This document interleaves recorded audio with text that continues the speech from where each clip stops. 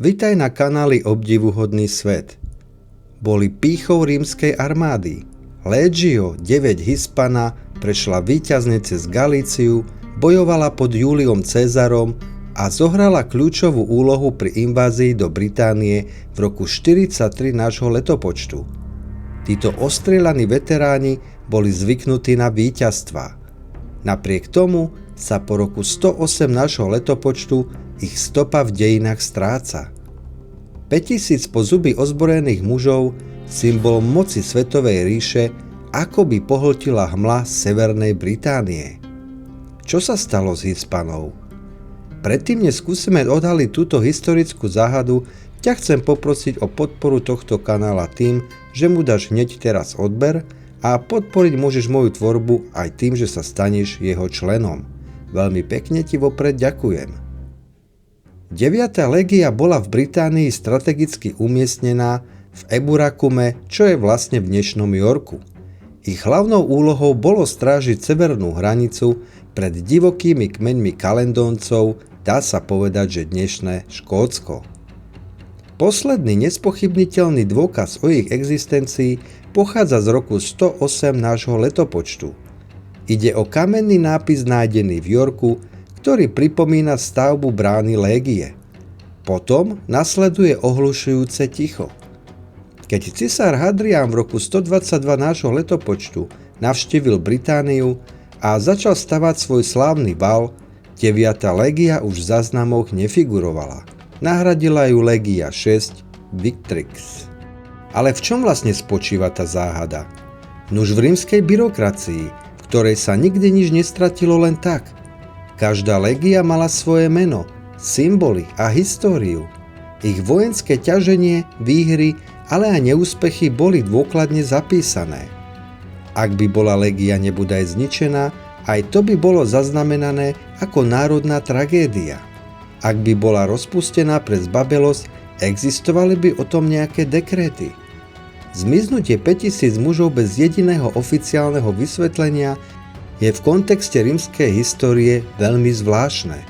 Vzhľadom na to, ako precízne tieto náležitosti spravovali. Historici sa dodnes prú o tom, čo sa mohlo stať a ako je možné, že sa nezachovala jediná správa ani dokument. V hre sú tu 3 najpopulárnejšie scenáre. Asi najviac populárna teória, ktorú preslávil aj román a film 9. légia, hovorí o katastrofálnej porážke v Škótsku. Kmeň Brigantov a Kaledónci boli mimoriadne agresívni. Predpokladá sa, že légia bola vyslaná potlačiť povstanie na sever a padla do pasce v neznámom teréne, ktorý nemala vopred zmapovaný. Napriek svojej sile a známych bojových taktikách boli nakoniec porazení a doslova zničení. Táto teória však naráža na nedostatok dôkazov. Archeológovia na tomto území nenašli žiadne masové hroby ani veľké množstvo rímskej výzbroje, ktoré by potvrdzovalo bitku takéhoto rozsahu. A pri počte niekoľko tisíc mužov a stoviek príslušníkov obrancov by sa niečo muselo zachovať. Ďalšia teória v poradí hovorí o možnom presune na východ a postupnú smrť mužov v púšti. Nové objavy v druhej polovici 20. storočia naznačujú, že légia možno nezanikla v Británii. Našli sa totiž dlaždice s pečaťou 9. légie, a to v holandskom Nijmegene, datované do obdobia po roku 120 nášho letopočtu. Je možné, že légia bola potichu prevelená z Británie na rímsku hranicu a odtiaľ ďalej na východ. Definitívne mohla byť zničená až neskôr, buď počas židovského povstania v roku 132 nášho letopočtu, alebo potom vo vojne s Partmi v Arménsku. Ak by to bolo tak, je logické, že by to chcel Rím utajiť, pretože nikto nechcel počúvať príbehy o celej zdecimovanej légii pri ponižujúcej porážke na východe. Rímski cisári tak mohli informácie o tejto strate, o strate elitnej jednotky nechať vymazať z histórie, aby nestratili svoju tvár. Tretia teória hovorí skôr o vnútornom rozklade a hanbe. Niektorí historici sa prikláňajú k verzii, že légia nebola zničená v boji, ale prešla vymazaním z pamäte. To by sa stalo v prípade, ak by sa aktívne Legia zapojila do neúspešnej vzbúry proti cisárovi. To by bol práve dosť silný dôvod, aby Rímska ríša systematicky odstránila ich meno zo všetkých verejných pamiatok a záznamov.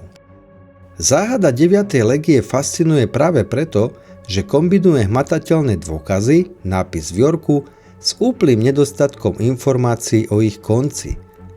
Hoci je dnes teória o ich presune do Holandska a následnom zániku na východe vedecky akceptovanejšia, obraz rímskych vojakov pochodujúcich do škótskej hmly, z ktorej sa už nikdy nevynorili, zostáva silnou kultúrnou ikonou. Možno, že odpoveď stále leží niekde pod rašeliniskami Škótska alebo pieskom Blízkeho východu a čaká na jeden jediný archeologický nález, ktorý by tento historický rébus definitívne vyriešil.